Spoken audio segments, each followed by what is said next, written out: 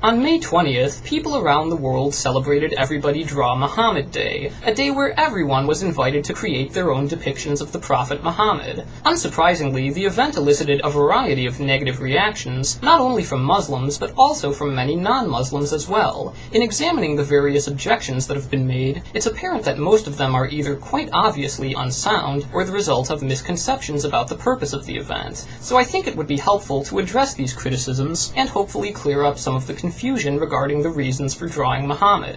One common accusation is that the event was just an opportunity for the expression of thinly veiled racial prejudice and xenophobia. And this is a delicate issue, because truthfully, there are some people whose criticism of Islam is actually motivated by racist attitudes, rather than any genuine disagreement with the religion. And while this is utterly deplorable and something we should be sure to watch out for, it does not mean that all criticism of Islam can be dismissed as racism. There are many valid reasons for criticizing Islam, just as there are reasons to criticize every religion, and these criticisms do not become any less valid just because some people would use them as a cover for their own racist views. It is entirely possible to take issue with Islam itself without the involvement of any racial prejudice, and it would be quite irresponsible and ignorant to disregard all criticism of Islam as rooted in racism when this is obviously not the case. In the same vein, some suggested that certain unpleasant people would agree with what we were doing, the implication being that we therefore shouldn't do it. But if some misguided individuals would approve of our actions for all the wrong reasons, this does not mean that our own reasons for participating in the event are wrong as well. If you disagree with what you perceive as their rationale for supporting this, then they are the ones you should take issue with, not us. Others allege that this was just an act of childish provocation with no real message behind it. In fact, the event had a very important purpose, protesting the threats, intimidation, and violence against those who have made depictions of Muhammad. These violent reactions have contributed to a climate of fear where individuals and organizations are unwilling to portray Muhammad or even criticize Islam because of what could happen to them as a result. The mere possibility is enough to deter them from expressing themselves, and this is dangerously corrosive to free and open discourse in our society. Anytime that someone is afraid to publicly disagree with Islam in the same way they would disagree with other religions or belief systems, that is a serious problem. The intent of Everybody Draw Muhammad Day was to explicitly negate this effect by depicting Muhammad on a massive scale. Consequently, these threats have become a catalyst rather than a deterrent, achieving the exact opposite of their original purpose. The act of drawing Muhammad shows that we refuse to be intimidated, and we reject the use of violence in response to cartoons. Depictions of Muhammad, no matter how offensive, can never justify harming people or property.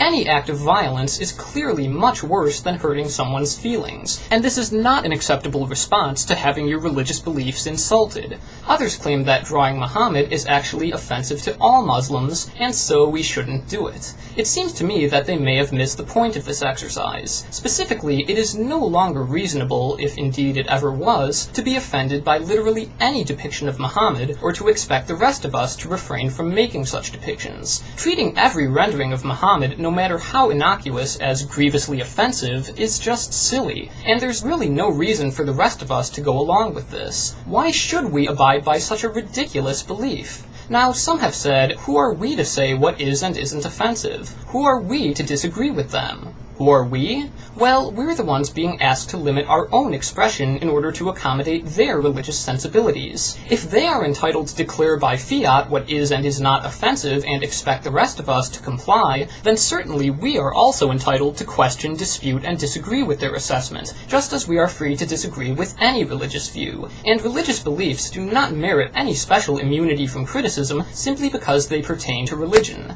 And really, if you think that was offensive, where have you been for the past year while I was systematically demolishing the tenets of Christianity? Where were you when I was showing people how to resign from the Catholic Church and calling Mormonism a threat to civil rights and telling people not to donate to the Salvation Army? When it comes to offending people's religious beliefs, that drawing of Muhammad absolutely pales in comparison to what I've said about other religions. So if you honestly think that was offensive, I just don't really care. This is obviously not something that I take pains to avoid, so what makes you think I would make an exception for Islam? Well, some have said that these beliefs are very important to Muslims, so it would be wrong to criticize them. But suppose I believe just as strongly, which I do, that these beliefs are wrong. Should they then avoid disagreeing with me? Clearly, how strongly a belief is held has no real relevance here. There are people who have very strong beliefs that are utterly horrible, and the strength of a belief does not make it any more valid or worthy of respect. It certainly doesn't exempt it from the criticism that other beliefs are subject to, and it doesn't mean the rest of us should shy away from openly disagreeing with it. Frankly, I would be embarrassed if I had to resort to defending my beliefs by saying how important they are to me, and so nobody should contradict them. In fact, I welcome scrutiny, because I'm confident that my beliefs will withstand it or be refined by it, and it's reasonable to expect others to be open to scrutiny as well. However, some have said that these beliefs are so deeply ingrained for some people that we cannot expect them to change, and so contradicting them is little more than an act of cruelty that ultimately accomplishes nothing. But that's their problem, not ours. Experiencing a change in one's beliefs is entirely possible, as evidenced by religious conversions as well as deconversions from every religion. I'm sure many of you used to be Christians, but now you aren't. And however that may have happened, obviously it can and does occur.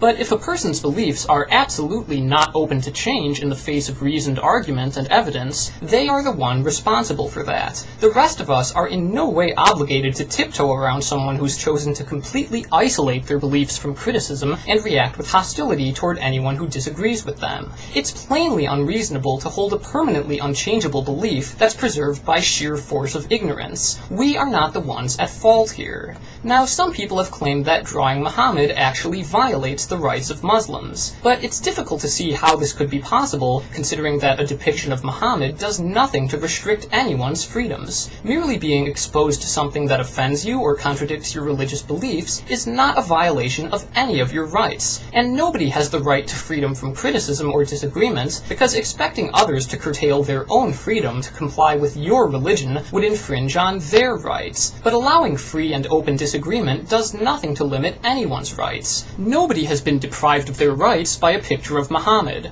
Finally, some have claimed that it's irresponsible to draw Muhammad knowing that it could lead to violent reactions. Others have even suggested that those participating in the event are responsible for the government of Pakistan choosing to block access to Facebook and YouTube. However, the very purpose of the event was to protest the treatment of depictions of Muhammad as taboo and the violent responses to these depictions. Citing this as a reason to avoid drawing Muhammad completely misses the point. Furthermore, the responsibility for violent reactions or government censorship clearly lies with those who have chosen to commit acts of violence or restrict their citizens' access to the internet. Trying to foist the responsibility for this on us implies that they are somehow not responsible for their own actions. That makes no sense. How is it that we can be responsible for our actions, yet they aren't responsible for theirs? Are they not able to exercise conscious control over their decisions? Are they to be regarded as little more than automatons, totally enslaved by their beliefs? This is absurd. Suggesting that Muslims are incapable of the rationality, agency, and restraint that we expect of everyone else is far more offensive than any depiction of Muhammad. Indeed, it seems that many of the criticisms of Everybody Draw Muhammad Day stem from a kind of lowering of expectations and an unwillingness to apply the same standards to Muslims and treat them as mature, competent, and equal members of society. It's very telling that many of the people who object to depicting Muhammad see no problem whatsoever with making fun of Christianity and other religions. The fact that a simple drawing would provoke such reactions and reveal these odd standards only serves to demonstrate why this event was necessary. This is a topic that should not and must not be off limits, and all things considered, I think it proved to be quite illuminating, and I look forward to doing it again next year. Hopefully the rest of you will join in too.